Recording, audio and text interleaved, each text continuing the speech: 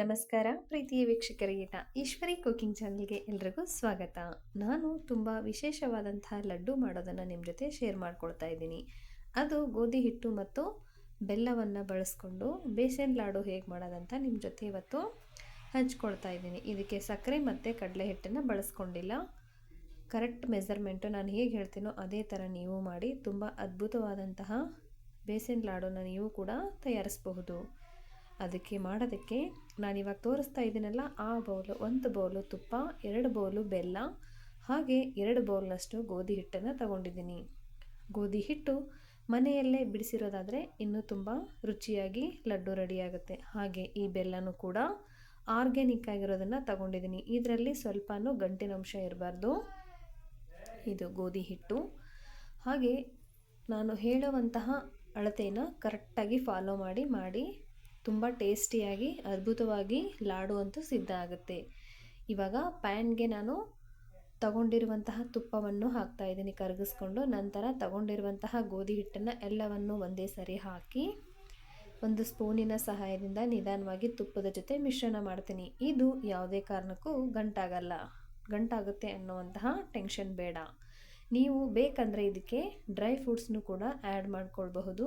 ಇದು ತುಂಬ ಸಿಂಪಲ್ ಲಡ್ಡು ಆಗಿರೋದ್ರಿಂದ ನಾನು ಹಾಗೆ ಮಾಡಿ ತೋರಿಸ್ತಾ ಇದ್ದೀನಿ. ನೋಡಿ, ಕೈ ಸ್ವಲ್ಪನೂ ಬಿಡದೇನೆ ಇದನ್ನು ಒಂದು 15ರಿಂದ 20 ನಿಮಿಷ ಚೆನ್ನಾಗಿ ಫ್ರೈ ಮಾಡಬೇಕಾಗತ್ತೆ.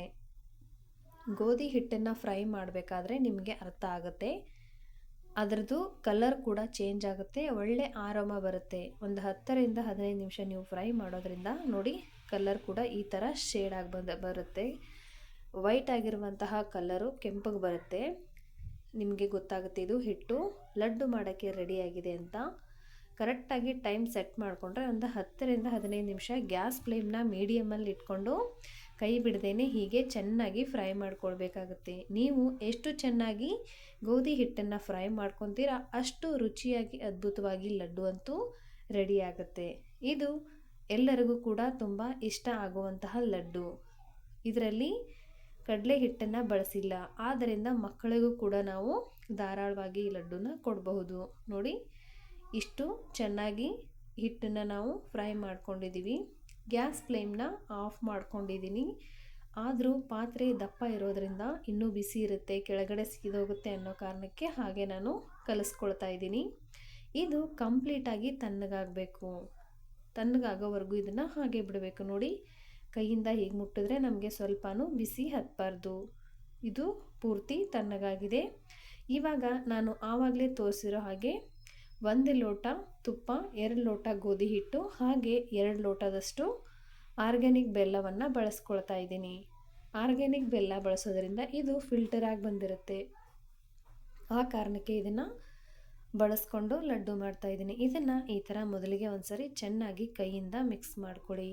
ನೋಡಿ, ನಾನು ತೋರಿಸ್ತಾ ಇದ್ದೀನಲ್ಲ, ಈ ಥರ ಮಿಕ್ಸ್ ಮಾಡ್ಕೊಳ್ಳಿ.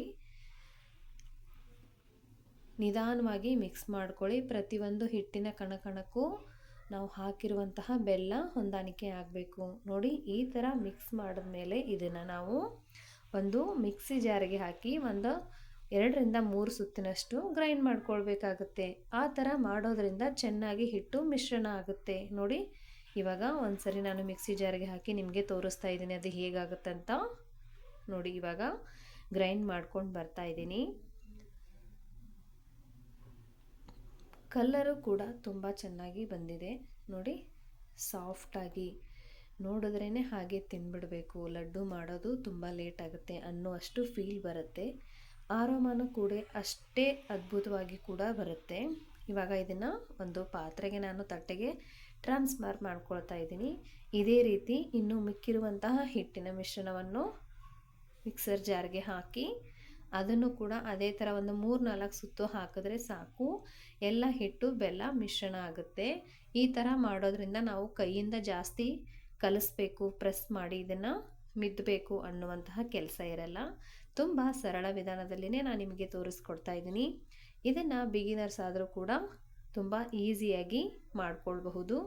ಇವಾಗ ಒಂದು ಅರ್ಧ ಸ್ಪೂನ್ನಷ್ಟು ಏಲಕ್ಕಿ ಪೌಡರ್ನ ಹಾಕ್ಕೊಳ್ತಾ ಇದ್ದೀನಿ. ಡ್ರೈ ಫ್ರೂಟ್ಸ್ ಬೇಕಂದರೆ ಈ ಟೈಮಲ್ಲಿ ನೀವು ಡ್ರೈ ಫ್ರೂಟ್ಸ್ನ ಆ್ಯಡ್ ಮಾಡಿಕೊಂಡು ಲಡ್ಡುನ ರೆಡಿ ಮಾಡ್ಕೊಳ್ಬೇಕಾಗುತ್ತೆ. ನೋಡಿ, ಈ ಥರ ಏಲಕ್ಕಿ ಪೌಡ್ರ್ ಹಾಕಿದ ನಂತರ ಚೆನ್ನಾಗಿ ಹಿಟ್ಟನ್ನು ಇದೇ ಥರನೇ ಕಲಿಸ್ಕೊಳ್ಬೇಕು. ಅಂದರೆ ಪ್ರತಿಯೊಂದು ಹಿಟ್ಟಿಗೂ ಇದು ಏಲಕ್ಕಿ ಪೌಡ್ರು ಸೇರಿಕೊಳ್ಳುತ್ತೆ. ನೋಡಿ ಈ ಥರ ಮಾಡಿ ನಂತರ ನಾವು ಲಡ್ಡುನ ಇಮಿಡಿಯೇಟಾಗಿ ಕಟ್ಕೋಬೇಕು. ಆರದ ಮೇಲೆ ಕಟ್ಕೊಂಡ್ರೆ ಲಡ್ಡು ಮಾಡಲಿಕ್ಕೆ ಬರಲ್ಲ. ಯಾಕಂದರೆ ಇದು ಯಾವುದೇ ರೀತಿ ಪಾಕವನ್ನು ಹಾಕಿಲ್ಲ, ಡೈರೆಕ್ಟಾಗಿ ಬೆಲ್ಲ ಮತ್ತು ಗೋಧಿ ಹಿಟ್ಟಿಂದ ಮಾಡೋದ್ರಿಂದ ಈ ಥರ ಮಿಕ್ಸಿಗೆ ಹಾಕಿದ್ಮೇಲೆ ಬೇಗನೆ ಲಾಡುನ ರೆಡಿ ಮಾಡ್ಕೊಳ್ಬೇಕು. ನೋಡಿ ನಾನು ನಿಮಗೆ ತೋರಿಸ್ತಾ ಇದ್ದೀನಿ. ನಾನು ತಗೊಂಡಿರುವಂಥ ಹಿಟ್ಟಿನ ಮೆಜರ್ಮೆಂಟಲ್ಲಿ ನಾನಿವಾಗ ಮಾಡಿ ತೋರಿಸಿರುವಂಥ ಸೈಜಲ್ಲಿ ಒಂದು 15-18 ಲಡ್ಡು ರೆಡಿಯಾಗುತ್ತೆ. ಇದು ತುಂಬ ಬೇಗ ಮಾಡಬಹುದು. ಮನೆಗೆ ಯಾರಾದರೂ ಗೆಸ್ಟ್ ಬರ್ತಾರಂದ್ರೂ ಕೂಡ ತುಂಬ ಈಸಿಯಾಗಿ ಮಾಡ್ಕೊಳ್ಬಹುದು. ನೋಡಿ ಎಷ್ಟೊಂದು ಅದ್ಭುತವಾಗಿ ರುಚಿಯಾಗಿ ಒಳ್ಳೆ ಧಾರವಾಡ ಪೇಡ ಥರ ಲಡ್ಡು ಅಂತೂ ಸಿದ್ಧ ಆಗಿದೆ. ಇದನ್ನು ಡಯಾಬಿಟಿಕ್ ಇರೋರು ಕೂಡ ಸೇವಿಸಬಹುದು. ಯಾಕಂದರೆ ಇದಕ್ಕೆ ನಾವು ಸಕ್ಕರೆನ ಬಳಸಿಲ್ಲ, ಬೆಲ್ಲವನ್ನು ಬಳಸ್ಕೊಂಡು ಮಾಡಿದ್ದೀವಿ. ನೋಡಿ ಎಷ್ಟೊಂದು ಅದ್ಭುತವಾಗಿ ಲಡ್ಡು ಸಿದ್ಧ ಆಗಿದೆ. ನೀವು ಕೂಡ ಇದನ್ನು ಒಂದ್ಸರಿ ಟ್ರೈ ಮಾಡಿ. ಹಾಗೆ ಹೇಗೆ ಬಂದಿದೆ ಅಂತ ಕಮೆಂಟ್ ಬಾಕ್ಸಲ್ಲಿ ತಿಳಿಸೋದನ್ನು ಮರಿಬೇಡಿ. Thank you for watching. Take care. Bye bye.